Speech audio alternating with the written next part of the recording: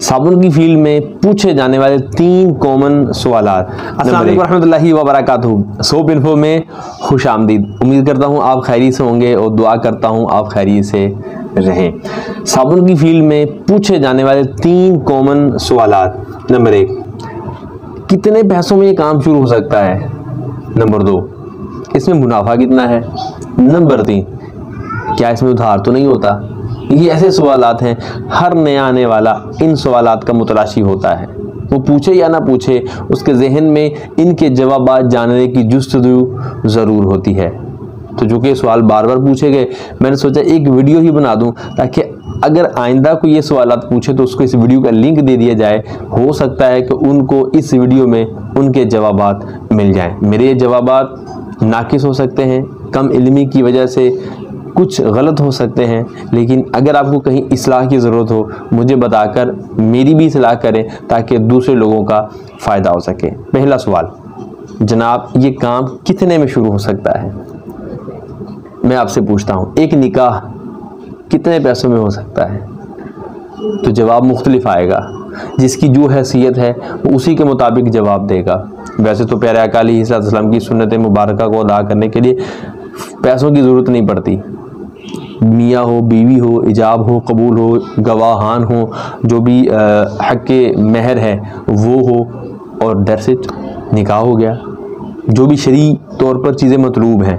लेकिन अगर दूसरी जगह देखा जाए तो अब भले आप हेलीकॉप्टर में अपनी बारात लेके जाएं, आप दिरहम लुटाएं, आप पाउंड लुटाएं, आप डॉलर लुटाएं, किसने मना किया है। लेकिन शरीयत की जहाँ हद आएगी वहाँ हम रुक जाएंगे। कुछ चीज़ें शरीयत में जायज़ हैं और कुछ शरीयत इजाज़त नहीं देती। जिसकी इजाज़त नहीं देती यकीनन हम उस पर अमल नहीं करेंगे, लेकिन इसके बावजूद भी लोग लाखों करोड़ों रुपए शादी पे खर्च कर देते हैं। तो अब बताइए इसका क्या जवाब है कि शादी कितने में हो सकती है। तो इसका जवाब भी यही है कि साबुन का काम आपकी हैसियत के मुताबिक शुरू हो सकता है। आपके पास जितने भी पैसे हैं उसी से काम शुरू हो सकता है। मैं अगर कहूँ कि साबुन का काम फ्री भी शुरू हो सकता है तो शायद ही गलत ना हो। आपका कोई जानने वाला साबुन बनाता है, दुकान में कहीं पे साबुन पड़े होंगे, आप जाए उनसे कहें यार मुझे साबुन दे, मैंने बेचने। सुबह जाएं सेलमैनिंग के ज़रिए बेच कर आएँ, शाम को जो प्रॉफिट बने अपनी जेब में डाल लें, बाकी पैसे उसको दे दें। आपके कितने पैसे लगे, उल्टा आपको शाम को प्रॉफिट हो गया। मैं आपको साबुन बेचने की कोई तरगीब नहीं दे रहा, ये उन सवालातों के जवाबात दे रहा हूँ जो अमूमन पूछे जाते हैं। तो साबुन का काम आप यूँ भी शुरू कर सकते हैं। इसके बाद आप अपने डाई बनवा सकते हैं, आप अपना रैपर बनवा सकते हैं, अपना नाम रजिस्टर करवा सकते हैं, अपनी मशीनरी खरीद सकते हैं, अपनी जगह खरीद सकते हैं। मशीनरी छोटी नहीं बहुत बड़ी डुप्लेक्सर खरीद सकते हैं, आप करोड़ रुपया लगा लें। किसने मना किया आपको, कोई भी नहीं। तो साबुन का काम आपकी हैसियत, जिस भी हैसियत में आप, जिस भी सतह पर हैं आप, जिस भी स्टेट में हैं आप, उसी पर काम शुरू हो सकता है। तो इसका जवाब तो ये बनता है। दूसरा, जब इसमें प्रॉफिट कितनी है, ये भी एक ऐसा सवाल है जो कि कोई हद नहीं रखता, इसका कोई एक जवाब नहीं हो सकता। अब लक्स वाले से पूछा जाए जनाब लक्स आप बेचते हैं तो इसमें प्रॉफिट कितना है, तो जवाब क्या आएगा। एक ऐसे बंदे से पूछा जाए जिसने आज ही काम शुरू किया और उसका साबुन बिक नहीं रहा, वो जवाब क्या देगा, जवाब मुख्तलिफ होगा ना। तो कोई ऐसा जवाब जिससे मुतमिन हो जाए बंदा, इत्मीनान हासिल हो। तो बड़ा सिंपल सा जवाब है, प्रॉफिट से पहले ये देखिए सेल कितना होगा। सेल होगी तो प्रॉफिट होगी, जब सेल नहीं होगा तो प्रॉफिट आपको कहाँ से आएगा। तो प्रॉफिट से ज़्यादा सेल पर तवज्जो देनी चाहिए। और इस सवाल के पूछने चाहिए ना कि सेल कैसे होगा, प्रॉफिट कितना होगा, तो बात ही कोई नहीं है ना। जब सेल हो गया तो प्रॉफिट कहाँ जानी जनाब, मेरी बात समझ रहे हैं आप प्रॉफिट के लिए टेंशन ना लें, सेल की टेंशन लें। एक शख्स है, पठान है, खान साहब है, वो एक चीज़ एक 100 रुपये के मार्जिन के साथ सेल करता है। मिसाल के तौर पर 1000 रुपये की चीज़ आई है, वो 1100 की सेल करता है, ठीक है, वो 1100 रुपये बचाता है। अच्छा, दूसरे खान साहब वही चीज़ 300 रुपये के मार्जिन के साथ सेल करते हैं। अब प्रॉफिट किसका है, आप कहेंगे जिसका 100 रुपया है, क्योंकि वो एक चीज़ के पीछे 100 रुपये बचा रहा है। लेकिन मज़े की बात पता क्या है, वो जो 100 रुपया कमा रहा है वो 10 चीज़ें बेचता है और 1000 रुपया कमाता है। और वो जो 30 रुपये बचा रहा है वो 100 चीज़ें बेचता है और 3000 रुपये बचाता है। अब प्रॉफिट किसका ज़्यादा होगा, 1000 वाले का, 3000 वाले का। ऑब्वियस बात है, 3000 वाले का। हुआ कैसे, उसकी सेल ज़्यादा ना भाई, प्रॉफिट मार्जिन कम ज़रूर है, सेल ज़्यादा है। और वो इसलिए अपनी प्रॉफिट की मार्जिन कम रहता है, उसकी सेल ज़्यादा है। वो इसलिए अपनी सेल कम रखता है क्योंकि उसका प्रॉफिट ज़्यादा है। आप अपनी सेल पर तवज्जो देंगे तो प्रॉफिट आपका आ ही जाएगा।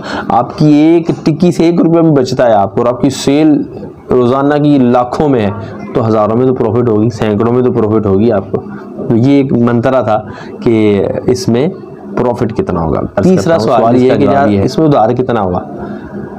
अच्छा सवाल है, पूछना भी चाहिए। जवाब क्या है? जवाब ये है, उधार इतना होगा जितना आप दे सकते हैं। जी हाँ, अगर आप 1 करोड़ रुपए का उधार दे सकते हैं ना, तो मार्केट में 1 खरब रुपए का उधार लेने वाले लोग बैठे हैं।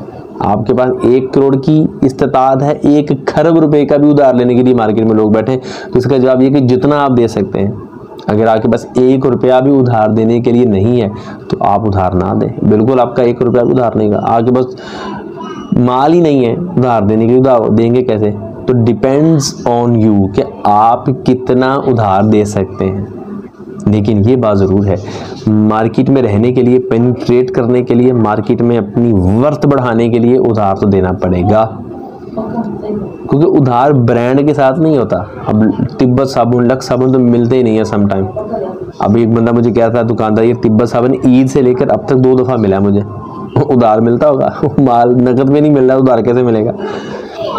तो इस पर आने के लिए टाइम लगता है। नया बंदा मार्केट में जब जाएगा तो उधार का सामना करना ही पड़ेगा। एक साबुन है, मैं उसका नाम नहीं लेता, मैंने देखा, मैंने कहा यार ये मुझे तकरीबन नज़र आता है, ये आम सा साबुन है, कोई कमर्शियल नहीं है उसकी, कोई मशहूरी नहीं, कोई एडवर्टाइजमेंट नहीं।